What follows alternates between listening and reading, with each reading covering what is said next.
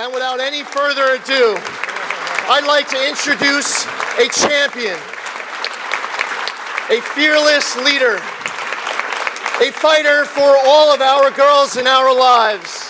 Someone who the left is trying to take down, but she rises only stronger than ever each day that she is out on the trail for all of us and our families. Without any further ado, our great keynote, our special guest tonight, please give a warm New York welcome to the great Riley Gaines.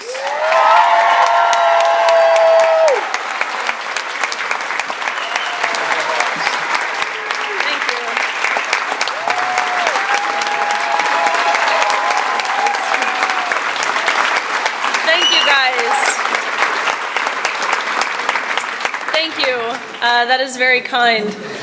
Congressman Zeldin, you were a lot funnier the last time we were on Gutfeld together. That was kind of like, oh my gosh, I feel like I'm ready to go to war. That was amazing.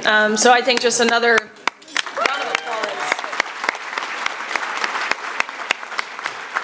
Really, that inspires me. To your point, this room inspires me. So much of what we see, the media paints it as we're in this very grim and chilling moment, which, yeah, maybe, but it really is this that revitalizes and recharges me. And I've certainly been in rooms where this is not the reception that I receive. Certainly not the reception I received in San Francisco a few months ago. Yeah, that was my first mistake going to San Francisco. But I went there to deliver a message very similar to what I'm speaking to here. I was actually at San Francisco State University, so of course the setting was a classroom, a podium at the front, but I was naive to believe that these students and community members would come with an open mind and the willingness to have their hearts softened, because they did not.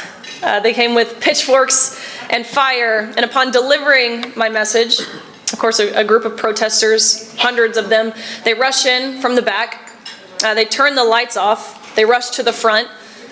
I'm totally ambushed. I mean, I'm being pushed, I'm being shoved, I'm being punched in the face by these men who are wearing dresses, which, fortunately for me, their punches really don't hurt that bad.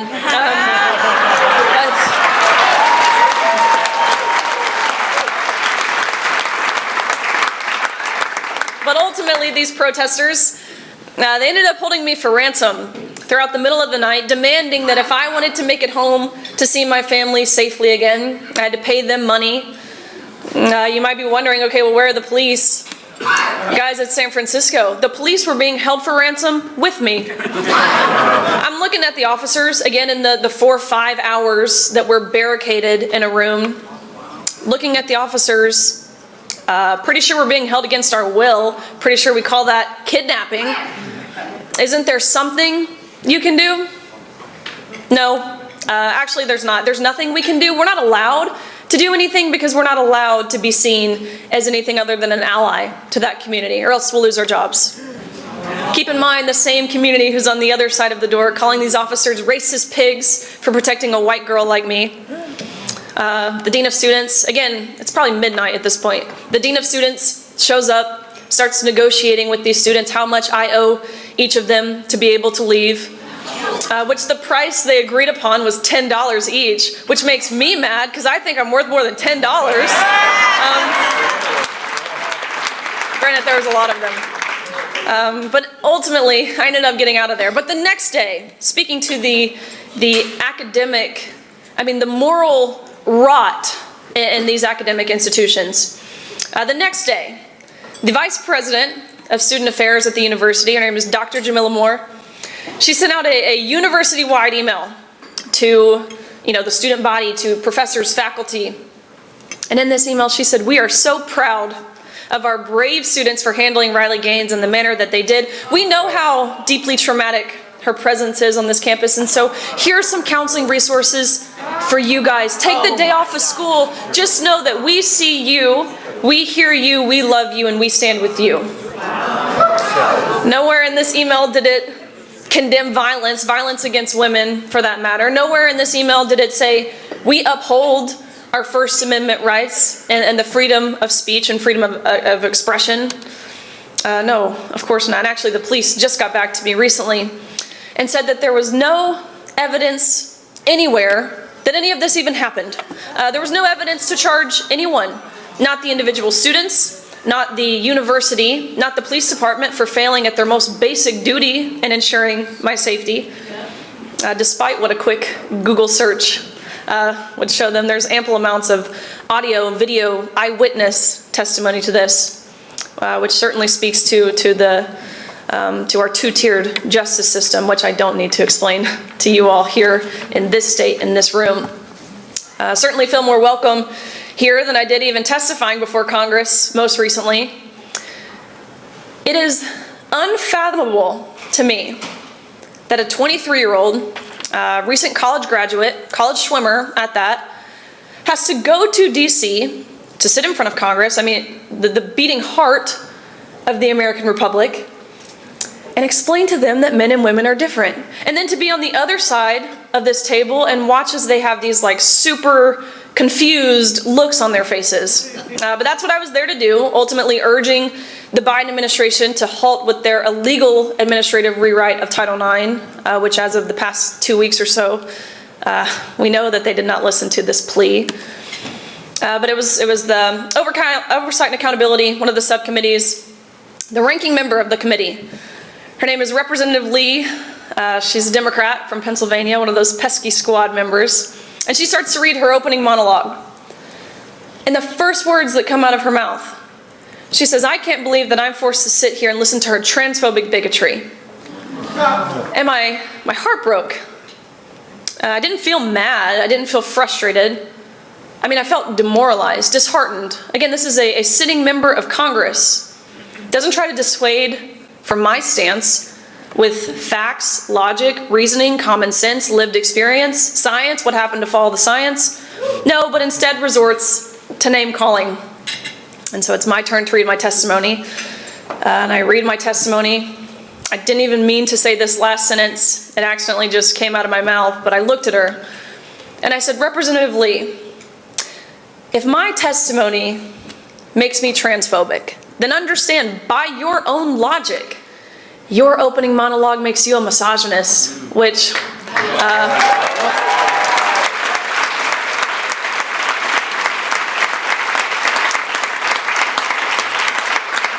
that was not the response that she had. She's like essentially factory resetting, you know, her I don't think she'd ever accurately heard the word misogynist used. You know, her counsel's running over, her staff is running over, they're pulling up their phones. I literally think they looked up the definition, because about 60 seconds later, she raises her hands and she said, "I want her words removed from the record on the grounds of engaging in personalities," whatever that means. But Marjorie Taylor Greene was in this hearing, and so she buzzes in, and she says, "I would call a man posing as a woman someone who's engaging in personalities." Then it's like the Jerry Springer show. I'm like, oh gosh, what have I done? People are jumping over tables.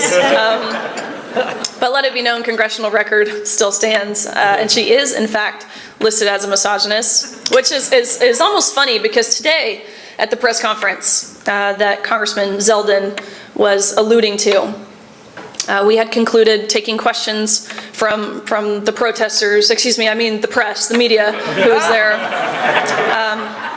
And one of them, you know, the first guy to raise his hand to ask a question, he says, "Well, you know, if you're trying to ban men from women's bathrooms and women's locker rooms, clearly you want to ban lesbians too.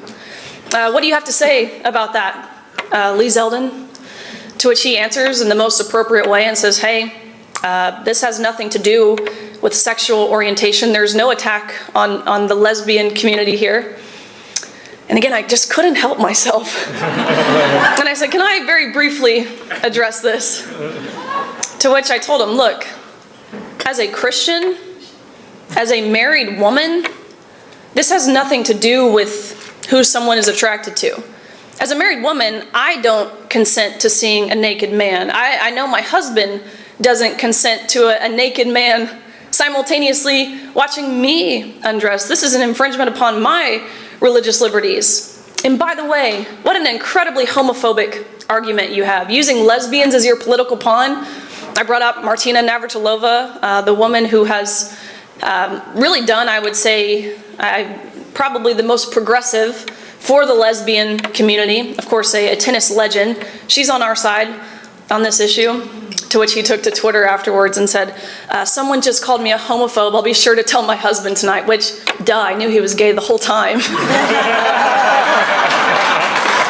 Anyways, it doesn't take a rocket scientist to have guessed that. I could sit up here the rest of the time and explain these adverse, almost comical situations and scenarios that I've been in, but really all of that to just reiterate how excited I am to be in this room with you guys.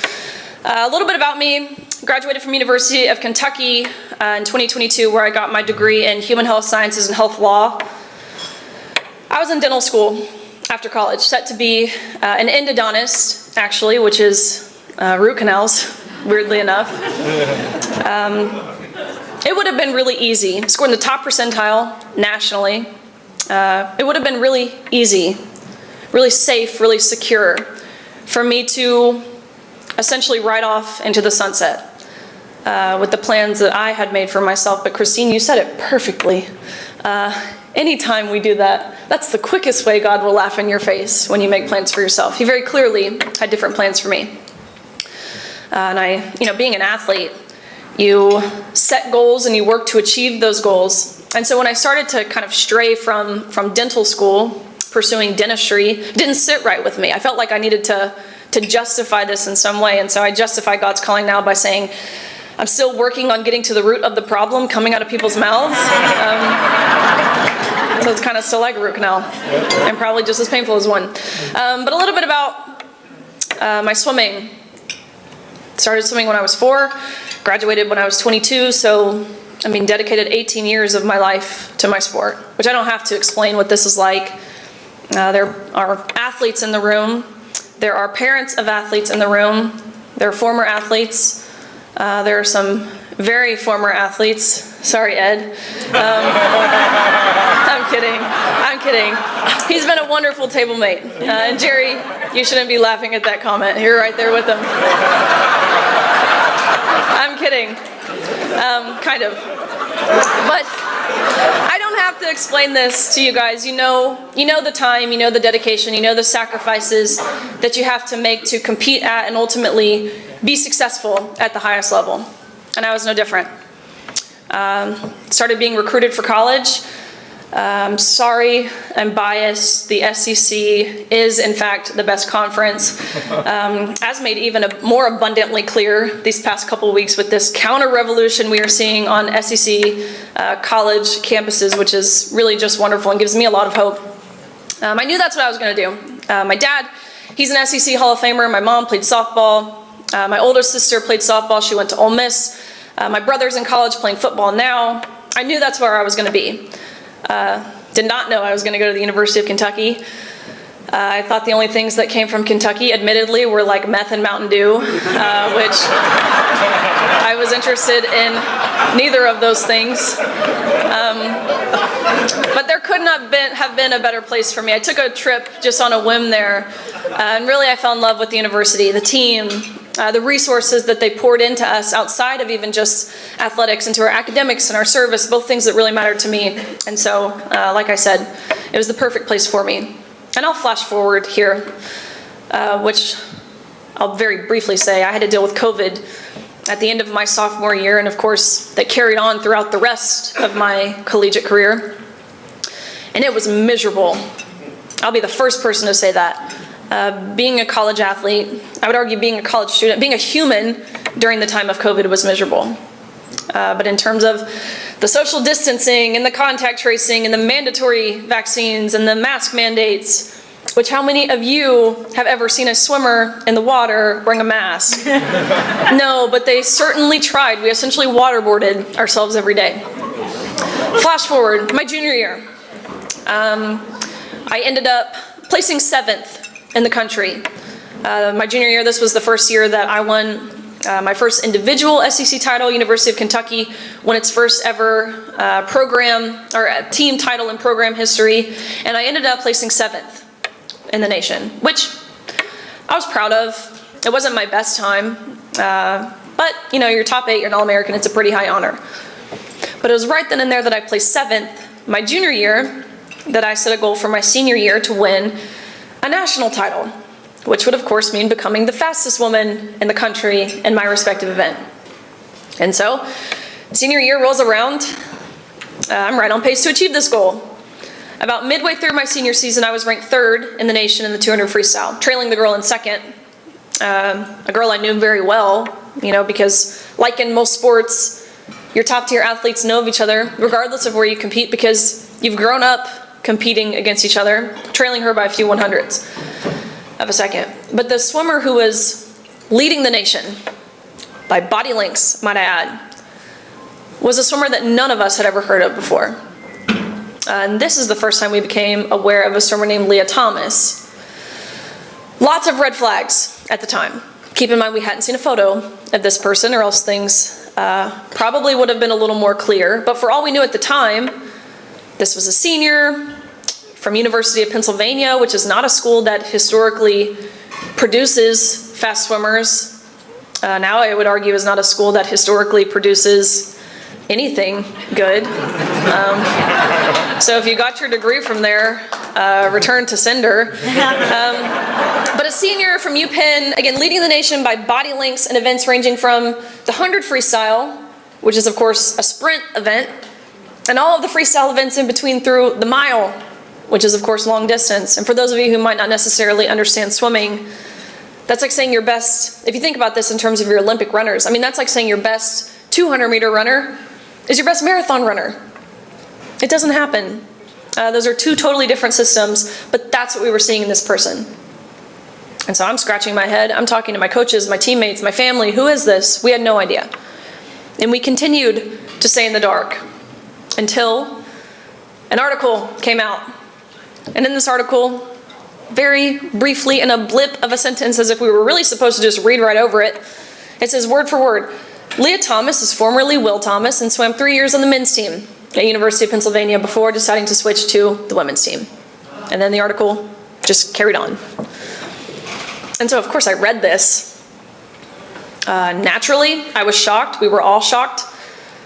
But upon reading it, it was almost like this overwhelming sense of relief. Like, oh, duh. That makes sense. It's a man. This person's not a threat. There's no way he'll be able to compete at our national championships with us. I thought the NCAA, it was actually at this point I went to look up in a database that tracks your progression and your trend line. I went to look up the name Will Thomas. I was curious, was this a lateral movement? Was this someone who went from ranking amongst the best of the men to now continuing to rank amongst the best of the women? Which is, of course, not what we saw. We saw this was a mediocre man, and that's generous. At best, ranking 554th in the nation the year prior in the same event when competing against the men. To again, now not just number 1 in the entire country of women, I'm talking dominating. I thought the NCAA would see it how I saw it, and how my family saw it, and how my coaches saw it, and how my teammates saw it, and how anyone with any amount of brain activity would probably comprehend this. Again, nothing hateful about it, nothing even opinionated about it. The mere facts on the paper in front of us that this was not a lateral movement. But lo and behold, the NCAA did not see it that way. They saw absolutely nothing wrong with this, and about 3 weeks before our national championships in March of 2022, they announced that Thomas's participation in the women's category was a non-negotiable, meaning there was nothing we could do as female athletes. There was no questions that we could ask. There were no concerns that we could raise. We were told we had to accept this with a smile on our face. And so I got to personally witness and really feel the effect that this infringement, or what I would call an injustice, had on myself and my teammates and my competitors. And look, I don't claim to speak for every single girl on that pool deck. No, of course not. But I do claim to speak for the overwhelming majority of us.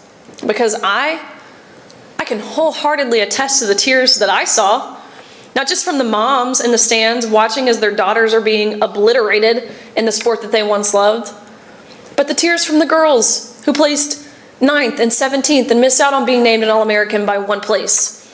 And I can wholeheartedly attest to the extreme discomfort in the locker room when you turn around and there's a 6'4", 22-year-old man fully intact, fully exposing himself, inches away from where you were simultaneously fully undressed. And I can wholeheartedly attest to the whispers, because that's what they were whispers of anger and frustration from those girls who, just like myself, had worked our entire lives to get to this meet. And so that first day is the 500 freestyle, which is not an event that I do, and so I watched on the side of the pool as Thomas swam to a national title, to literally no one's surprise, beating out Olympians, beating out American record holders. Keep in mind, these aren't scrubs. They're the most impressive and accomplished female swimmers this world has ever seen. And again, he beat them all by body lengths. He became the first man to win a Division I NCAA women's title. Yeah, trailblazer. But the next day was the 200 freestyle, which is the event that he and I raced in. And so, of course, we get on the blocks, we dive off, we swim 8 laps of freestyle, touch the wall at the end. I look up at the scoreboard, and almost impossibly enough, we had gone the exact same time down to the 100th of a second, meaning we had tied, which, number one, is incredibly embarrassing for a 6'4" man, but two, that's rare, right? You're racing for 1 minute and 40 seconds and not even 1/100th separates us. You can't tell me that's not divine intervention. But anyways, we get out of the water, we go behind the awards podium where the NCAA official looks at both Thomas and myself, Thomas towering over me, and this official says, "Great job, you two, but you tied. And we only have one trophy, so we're gonna give the trophy to Leah. Sorry, Riley, you don't get one." Having just raced, I mean, my adrenaline was still pumping, my heart rate was still high, and so the first thing that I thought ended up being the first thing that I said, and the first thought that I had was, isn't this everything that Title IX was passed to prevent from happening? What do you mean you're going to give the trophy to the man in the women's 200 free?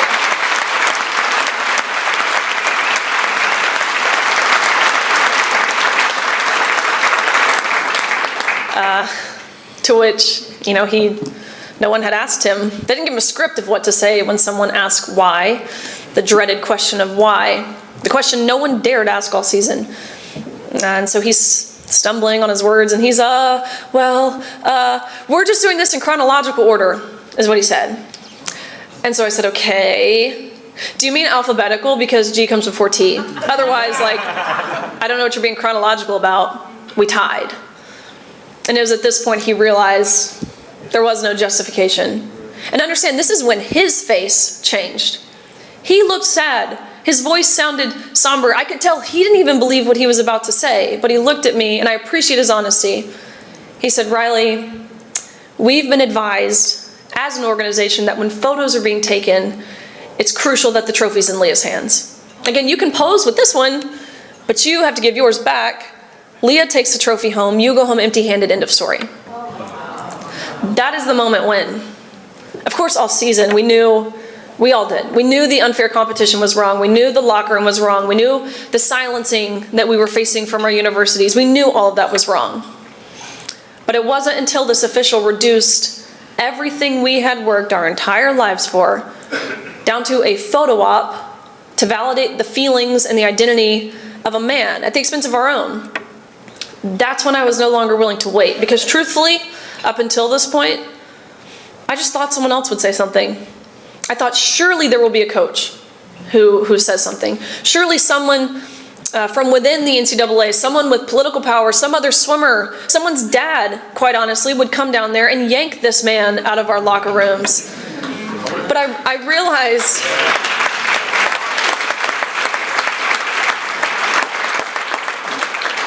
I thought to myself, someone who was supposed to be protecting us would protect us. But I realized in that moment, what a naive thought to wait for people to do the right thing unprovoked. We would be waiting for forever. And it hit me. I remember distinctly it hitting me. This realization of how in the world could we as women, as female athletes, expect for someone to stand up for us if we weren't even willing to stand up for ourselves? This has to come from us. So that's the unfair competition side of things. Not to mention the locker room, which if I had to see it, you guys at least have to hear about it. First of all, we were not forewarned we were going to be sharing this changing space. There was no way that we could have made other arrangements for ourselves if this was something that we were uncomfortable with. Again, the first time we became aware we would be undressing next to this man in all of his glory, or really lack thereof, was when we were inches away from said man, also undressing. I mean, put yourself in our shoes. Put your daughters in our shoes. The locker room, the swimming locker room, it's not a place of modesty. These suits that you put on, they're paper thin, they're skin tight. It takes about 20 minutes to really poke and prod yourself into these suits, 20 minutes of which you're fully exposed. And I think we can all agree a locker room is not necessarily a place of comfort for anyone. But growing up a swimmer, you almost become comfortable being vulnerable in that environment. I can't even accurately put into words how that vulnerability is entirely stripped. When you have your back turned, again, undressing, and you hear a man's voice in that locker room. Of course, it's awkward, it's embarrassing, it's uncomfortable. It was inherent for every girl in that changing space to cover themselves, whether it was with their towel or their hands or their clothes, and to get out of the locker room as quickly as they could. I think the best words to describe the general consensus of how we all felt was, it was an utter violation. It felt like betrayal. And really it was traumatic. And not even necessarily traumatic because of what we were forced to see or how we were forcibly and non-consensually exploited. It was traumatic for me to know just how easy it was for those people who created and enforced these policies to totally dismiss our rights to privacy without even a second thought, without even bare minimum forewarning us that this would be the arrangement. And I briefly alluded to the silencing, but again, I think it's an important piece of the pie here. And understanding how this debate, I would say most of the cultural issues that are plaguing this country, they transcend beyond subject matter. And it really has become an infringement on our First Amendment rights. I was forced to go to sensitivity training where they brought in an outside professional, whatever that means, who sat me down, a 21-year-old senior in college at the time, and taught me how to use she, her pronouns. It was an interview, like a mock interview setting. She would ask me questions. I had to answer to her standard. If I didn't, I had to re-go through the training. I was told, Riley, you'll never get a job if you speak up about this. Your employer's going to look you up and see that you're a transphobe. You're never going to get into grad school, and don't you want to be a dentist? Don't you want to go to dental school? That will never happen if you speak up. You're going to lose your friends. You're going to lose your scholarship and your playing time. Oh yeah, and Riley, speaking of that scholarship, remember you signed that. And when you signed that scholarship, you gave away your rights to speak in your own personal capacity. Remember, you represent us, whose name is across your chest and across your cap, because it's not yours. It's ours. And understand, Riley, we have already taken your stance for you, is what they said. Thomas's teammates at UPenn, they were forced to go to mandatory weekly LGBTQ education meetings where they learned about how just by being cisgender, they were oppressing Leah Thomas. 16 of these girls signed on to an email at the beginning of the season to UPenn expressing their discomfort in the locker room. Many of these women being survivors of horrific sexual assaults, rapes, where, of course, being in a locker room setting with a naked male is incredibly traumatic.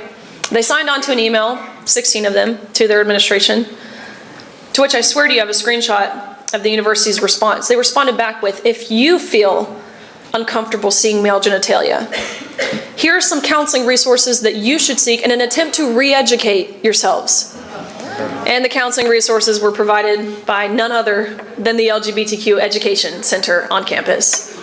They went as far to tell these girls, Thomas's teammates, that if they did speak up, and any harm whatsoever were to come towards Leah's way, whether that was physical harm emotional harm, self-inflicted for that matter, they said, then understand you are solely responsible. And that would make you responsible for a potential death. And that would make you a murderer. And you don't want to be a murderer, do you? No, so I suggest you be kind and I suggest you be inclusive. Let that really sink in, what they were telling these girls, 17, 18, 19, 20-year-old girls. They told them they would have blood on their hands. They would be murderers if they advocated for fair play and privacy in areas of undressing. And believe it or not, that's effective. It works. I could, again, stand up here the rest of my time and keep explaining the different tactics and ways they tried to intimidate us, the ways they effectively intimidated us into silence.